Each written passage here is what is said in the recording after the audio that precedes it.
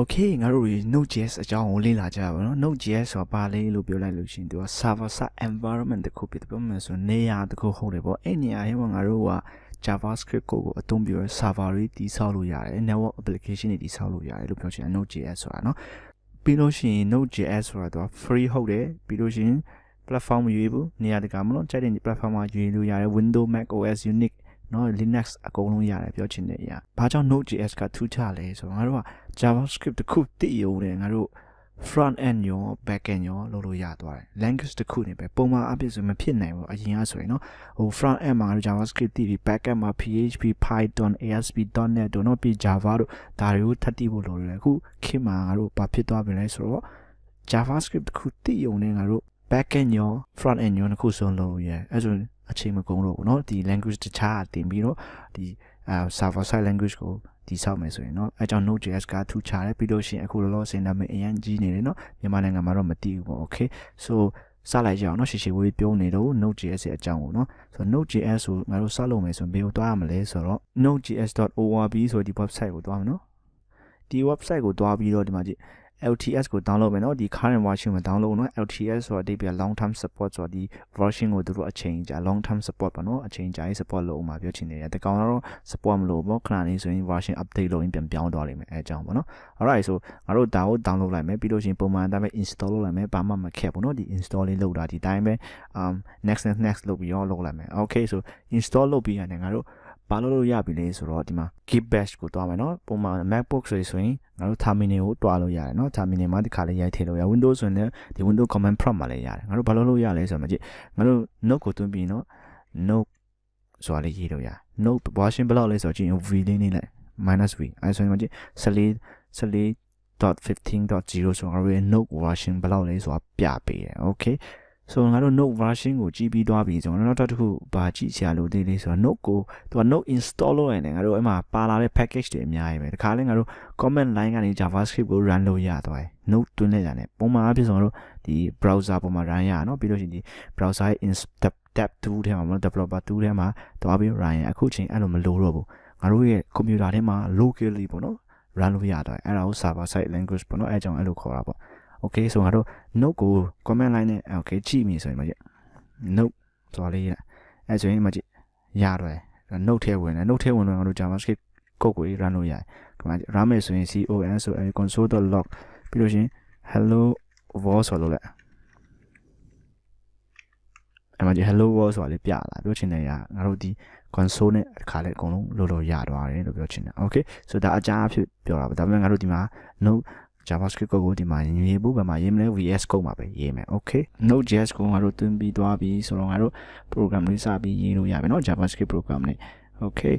so ပထမဆုံးငါတို့ဒီ Node.js package ပေါ့เนาะ Node.js runtime ကိုငါတို့ install လုပ်ချင်မှာဒီမှာပါလာတဲ့ဒီ file တွေရှိရပါเนาะပြောမယ်ဆို module လို့ခေါ်ရတာပေါ့เนาะ module ဆိုတဲ့ကိစ္စတော့ဘာအတိတ်ပဲလဲဆို library တစ်ခုပဲအဲ့ဒီမှာပါတဲ့ JavaScript code တွေအများကြီးရှိရပါเนาะ JavaScript library ပေါ့ JavaScript file တွေအများကြီးအဲ့ဒါကိုငါတို့ကယူသုံးလို့ရပြီးတော့ငါတို့ရဲ့ project မှာလိုအပ်တဲ့လို့စီမံခန့်ခွဲလို့ရတယ်ပြောချင်တဲ့အရာကငါတို့ file တွေတည်ဆောက်လို့ရှိရင်ငါတို့ file တွေတည်ဆောက်ချင်နေဆိုရင်လည်းငါတို့တခါလေးဒီဘယ်လိုလုပ်မလဲ module ကိုတခါလေး ready made code ပေါ့เนาะအဲ့ထက်မှာ ready made code တွေအများကြီးပါတယ်အဲ့ဒါကိုယူပြီးတော့ငါတို့တခါလေးဒီ file တွေတည်ဆောက်လို့ရတယ်ပြပြင်လို့ရတယ်ပေါ့เนาะ okay ဆိုငါတို့ပထမဆုံးအနေနဲ့နားလေတော့ module ဆိုဟာနားလေတော့ဒီမှာဒီသူ့မှာတန် package တွေပါအများကြီးပဲဒီမှာဒီเนาะသူတွေဒါအကုန်လုံးကပါပြီးသားတယ်ပဲငါတို့တခါလေးယူသုံးလို့ရတယ်ဘာမှကိုရေးစရာမလိုဘူးပေါ့ code တွေတက်เนาะပြန်ပြီးတော့function တွေပါပဲเนาะဒီမှာ file system ဆိုတာလေးနာကြည့်အောင်เนาะဒီ file system ကဒီမှာသူ့ရဲ့အကြောင်းအကုန်လုံးငါတို့ဒီမှာတော့ဖတ်လို့ရတယ်เนาะဆိုတော့ကျွန်တော်ကတခါလေးပဲတမ်းပြလိုက်မယ်เนาะ okay ဒါငါတို့ရဲ့ဒီ comment ငါတို့ရဲ့ဒီ project file မှာเนาะ okay ဒီ project file မှာငါတို့ကခဏခဏကျွန်တော်ပြောရလို့ပဲ module တွေတခါလေးပါပြီးသားပေါ့ဆိုအဲ့ဒါငါတို့ယူသုံးချင်နေဆိုဘာလို့ရလဲဆိုအဲ့ဒါကိုယူသုံးချင်နေဆိုတဲ့အရာကိုငါတို့ပြန်ပြီးတော့ခေါ်ရအောင်ပေါ့ပြောမယ်ဆိုယူသုံးချင်နေဆိုရင်เนาะ okay ဆိုပထမဆုံးငါတို့ယူသုံးမယ်ဆိုရင်သူ့ရဲ့ file ကိုငါတို့ variable တစ်ခုထဲမှာထည့်ထားအောင်ပေါ့เนาะasync variable တစ်ခုတည်ဆောက်မယ်เนาะ constant ဆိုပြီးတော့ file system လေးသုံးမယ်เนาะ file system ဆိုဘာလဲဆိုခဏကြရင်တည်လာလိမ့်မယ်เนาะ file system ကိုငါတို့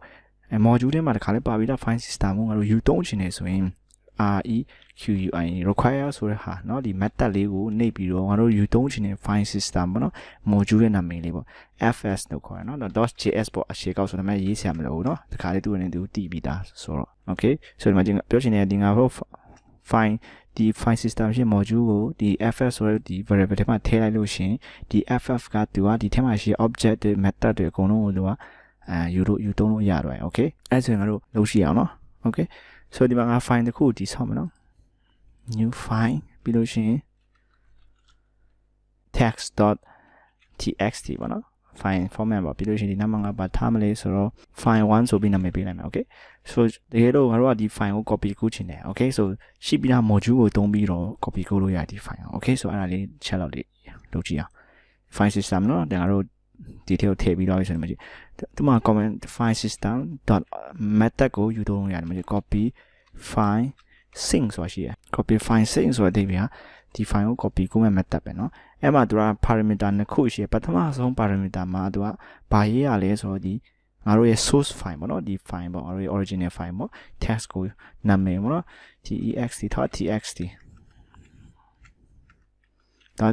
ရေးမယ် okay ပြီးလို့ရှိရင်ဒုတိယတစ်ခေါက်ကငါတို့ copy ကူးချင်တဲ့ copy file ရဲ့နာမည်ပေါ့เนาะအဲ့ဆိုငါတို့က copy.txt လို့နာမည်ပေးလိုက်မယ် okay ပြီးလို့ရှိရင်ငါတို့ဒီ command ကို run မယ်เนาะငါကဆိုရင်ပုံမှန်ဆိုဒီ command ကိုငါတို့ browser ပေါ်မှာ run တယ်အခုကျွန်တော်ကပြောတယ် Node.js ဆိုတာသူက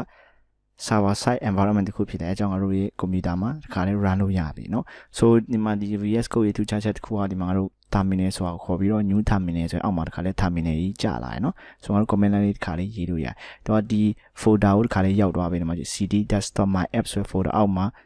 ဒီခါလေးကစားသွားပေါ်နေเนาะအဲဆိုရင်ငါတို့ဘာမှလုပ်ဆရာမလိုဘူးတန်းရေးလိုက်ရုံပဲ comment ကိုဒီ code ကို run မယ်ဆိုရင်ဘာလို့ရလဲဆိုတော့ငါတို့ဒီထဲမှာ JavaScript code ရေးထားပြီးရေးပါဘယ်လို run ရမလဲဆိုတော့ node ဆိုတာလေးအရှေ့မှာထည့်ပေးရเนาะ node nodes ပြီးလို့ရှိရင်ငါတို့ရဲ့ file name ပေါ့เนาะ file name က app.js ဆိုရရမယ်ကို enter ခေါက်လိုက်ဒီမှာကျငါတို့ copy file ဆိုတဲ့ဒီ folder တစ်ခုတူက create လုပ်ပေးတွေ့ရเนาะဒီ copy file sync ဆိုတဲ့ method ကဒီ file တစ်ခုကို copy လုပ်ပြီးတော့ဒီထဲမှာရှိစာတွေအကုန်လုံးဒီမှာ copy တော့ကူးပေးတယ်တခြားတော့ကြည့်အောင်အဲ့မှာကြည့်ဒါတို့ text မှာ file 1ဆိုတာရှိရเนาะဒီမှာကြည့် copy 1မှာလည်း file 1ဆိုရအောင် copy ကူးပေးရပေါ့ alright so ဒီ text ကိုငါတို့နာမည်ထပ်ပြီးပြောင်းရအောင်ဒီမှာ file 2ဆိုပြီးတော့ဗောနော်ပြောရှင် okay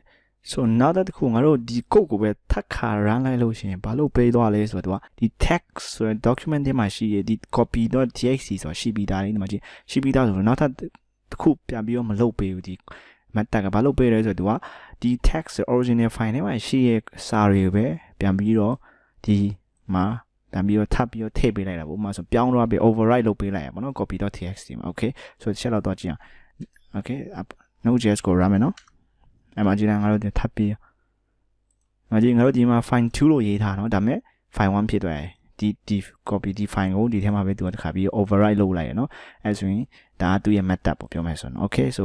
ဒါကငါတို့ရဲ့ Node.js ထဲမှာတစ်ခါလဲပါလာတယ်ပါလဲဒီ modules တွေကိုအသုံးပြုပြီးတော့ငါတို့ file တွေဆောက်တာเนาะဒီမကဘူးငါတို့ဘာလုပ်လို့ရသေးလဲဆိုအပြင်မှာသူများရေးထားတဲ့ module တွေကိုလည်းငါတို့ယူသုံးလို့ရတယ် okay အဲ့ဒါလေးကိုလေ့လာကြအောင်เนาะဘယ်လိုယူသုံးရမလဲဆိုတာ